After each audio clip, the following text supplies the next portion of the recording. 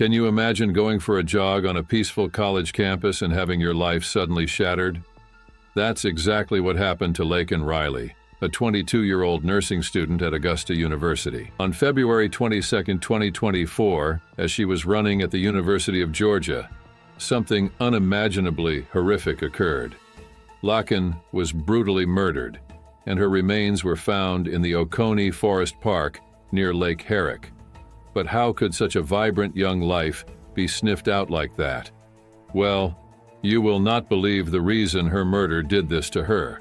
This is Laken Riley, a vibrant and determined 22-year-old nursing student at Augusta University, brimming with energy and passion for her chosen path in nursing.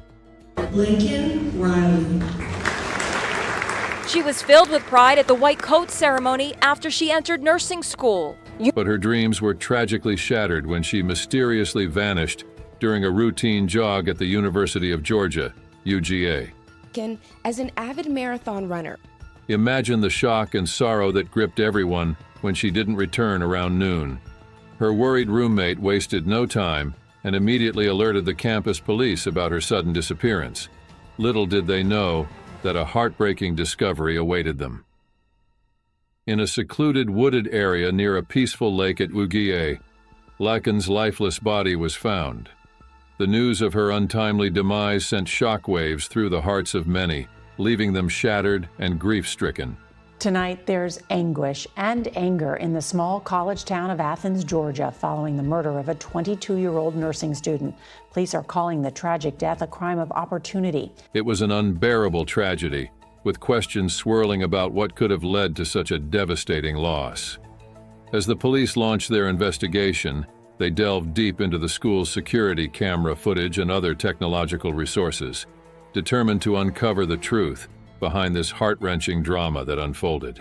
On the fateful morning of February 22, 2024, Riley embarked on her usual morning run at UGA. Around 12:07 p.m., a close friend of hers grew concerned when she didn't return as expected and reported her missing.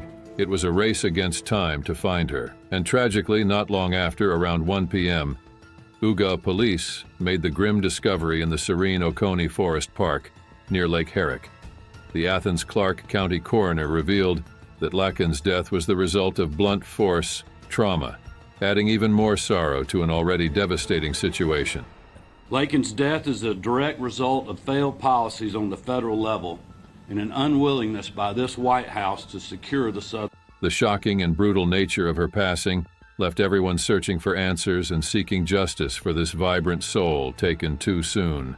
The college community is grateful for a quick arrest, but like her fellow nursing students, the grief will linger for anyone in Laken Riley's world. Authorities described Laken's killing as a crime of opportunity, indicating that the perpetrator seemed to have acted alone.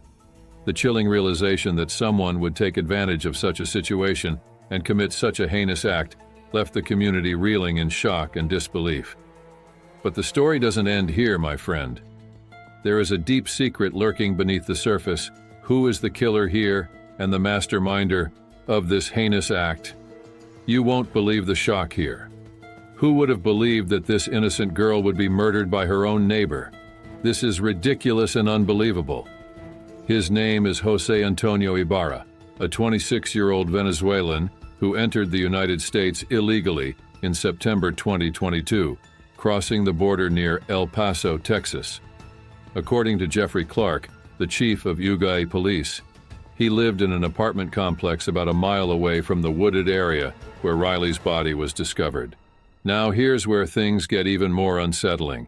Unconscious and not breathing, and had visible injury. Ibarra had a history of run-ins with the law, having been previously arrested by both federal and state officials in different jurisdictions. In fact, there was a bench warrant out for his arrest in December 2023 due to a shoplifting case in Georgia in which he failed to appear in court.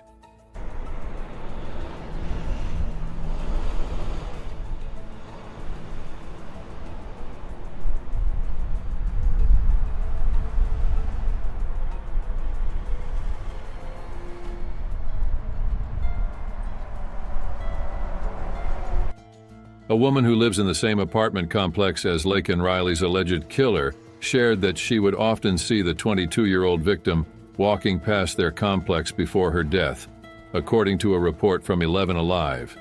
This means that the woman who saw Laken regularly observed her passing by their apartment building. It's a sad and eerie coincidence that their paths crossed in such proximity. This new information sheds light on their possible interactions and adds to the overall tragedy of the situation. During the investigation, authorities detained several individuals, but it was Ibarra who was ultimately taken into custody. The police recommended charging him with a range of serious offenses, including felony murder, false imprisonment, kidnapping, hindering a 911 call, and concealing the death of another. He has been charged with the following: malice murder, felony murder, aggravated battery, aggravated assault, false imprisonment, kidnapping, hindering a 911 call, and concealing the death of another. These charges paint a grim picture of the alleged crimes committed. Back in October 2023, Ibarra and his brother were arrested by Athens police on theft charges. Interestingly, his brother was reported to be a member of a Venezuelan gang called Tren de Aragua and had temporarily worked at UGA. Both were released at that time, but these previous encounters with the law shed light on their troubled past. According to reports from WSB-TV, ABC7 Chicago, and WSB Radio, Diego Ibarra, the brother of Jose Ibarra, was arrested for allegedly possessing a fake green card. About the two Ibarra brothers. We're learning one of them may be connected to a ruthless gang. Diego Ibarra was arrested on green card fraud charges last month while investigators were looking into the murder of nursing student Laken Riley. Officials eventually announced his brother, Jose Ibarra, was the prime suspect in the murder, but now court documents show Diego could be just as dangerous as his brother. News Nation. They cite authorities from the U.S. Department of Justice in their coverage. It is noteworthy that Diego and Jose lived together in the same apartment complex, as reported by 11 Alive. In an interview with 11 Alive, a neighbor who preferred to remain anonymous shared their encounter with Diego shortly before his arrest. The neighbor mentioned that they greeted each other as they crossed paths a few minutes before the arrest took place. The neighbor then observed Diego engaging in a conversation with an officer who proceeded to handcuff him, according to the woman's account. Now, let's switch back to the details of the crime itself. According to a former criminal profiler's analysis, it is believed that Ibarra, in a state of panic, launched a vicious attack on Riley. She showed immense bravery by fighting back during this horrifying encounter. It's truly devastating to hear that her body bore the horrific evidence of a disfigured skull. You got to be able to turn around immediately, face that person, and start hitting. And then go like this. Yeah, we have palm strikes, heel of the hand strikes. You can't break your... The warrants indicate that the gruesome nature of her injuries strongly suggests that she put up a valiant struggle when she was unexpectedly grabbed while out on her run. This prompted her assailant to react with panic while attempting to overpower her. It's a chilling and disturbing sequence of events. As the investigation unfolded, the authorities left no stone unturned, tirelessly pursuing leads and detaining multiple individuals. However, it was Jose Antonio Ibarra who ended up behind bars, as the evidence pointed towards him as the sole perpetrator of this heinous act. The police have brought mind-blowing charges against him, including felony murder, false imprisonment, kidnapping, hindering a 911 call, and concealing the death of another. Now, we can only hope that the legal process will bring forth the truth and that those responsible for this devastating loss will be held accountable for their actions. While the people and the entire student community mourn the death of this damsel with a promising future, it appears that something terrible is about to shoot out between the U.S. and the Venezuelan government. It's like a conspiracy, and the cosmos is sending signals already. But what might happen? After Laken Riley's tragic death, there have been strong and controversial statements from political figures. Former President Donald J. Trump called the suspect a monster and blamed President Biden for the so-called invasion that he believes is harming American citizens. What he's doing is just unbelievable. Joe Biden will never say Laken Riley's name, but we will say it and we will remember it. We're not going to forget. Governor Brian Kemp of Georgia also criticized the White House for not securing the southern border. Laken Riley's murder gained national attention and became a focal point of political discussion due to the significant increase in border crossings during President Biden's term, as noted by Forbes' Sarah Dorn. Really?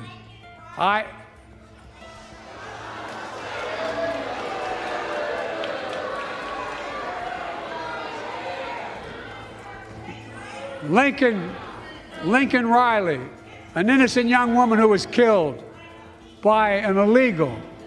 That's right. But how many of the thousands of people being killed by illegals? To her parents, I say, my heart goes out to you, having lost children myself. I understand. But look, if we change the dynamic at the border, people pay these smugglers $8,000 to get across the border because they know if they get by and let into the country, it's 6 to 8 years before they have a hearing. The case received extensive coverage from the media and press across the country. One Republican representative even went as far as blaming President Biden, Alejandro Mayorkas, and the government of Athens-Clarke County for Laken Riley's death. These statements have upset many liberals who believe they are using the crime for political gain. On the other hand, the Democratic mayor of Athens-Clarke County, Kelly Girtz, urged everyone to focus on mourning the victim and hold the individual responsible for the crime. He emphasized that the blame lies solely with the perpetrator. I've received many calls, many emails, many queries from the press in recent days about this notion of a sanctuary city, and so I want to lay some things to rest here today. This term sanctuary city doesn't have a sole legal or procedural definition. You can look in Georgia statute and you can find a clear definition for a unified government. You can look in contractual language and you can find out exactly what it means to be an SEC institution. Sanctuary city doesn't track with either of those. And so that term means different things to different people depending on the context of the discussion. Many of the elements. We're here to listen. The incident has heightened tensions in Athens, where the city's liberal culture and local immigration policies intersect with the broader debate on the border crisis. This has created a divisive atmosphere at the University of Georgia, where students hold a range of political views. Students in their own circles share some diverse opinions about this incident. Some students, like Ella Jackson, expressed concerns about the local government's approach to undocumented immigrants, particularly near a college campus. The aftermath of Laken Riley's death has sparked intense discussions, bringing together politics, immigration, and the tragic loss of a young life. On March 7, 2024, the Laken Riley Act was approved by the House of Representatives with a vote of 251 to 170. Interestingly, 37 Democratic members joined their Republican counterparts in supporting the bill. Laken Riley. If the Laken Riley Act becomes law, it will make it mandatory for the federal government to detain migrants who commit burglary or theft.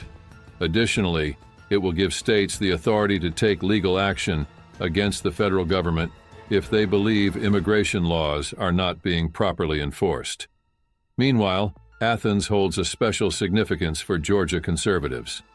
The town is home to a large university that has educated influential Republicans, including Governor Kemp, who was born and raised in Athens.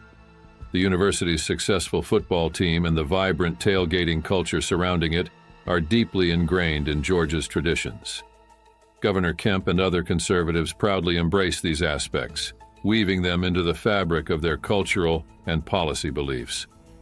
But in the face of this tragedy, Laken's family intends to establish a foundation in her memory.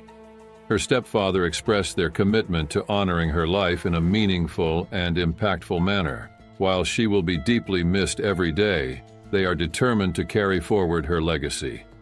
We were looking forward to seeing her graduate next year. She was so full of life. I just hate that, you know, she was taken so early.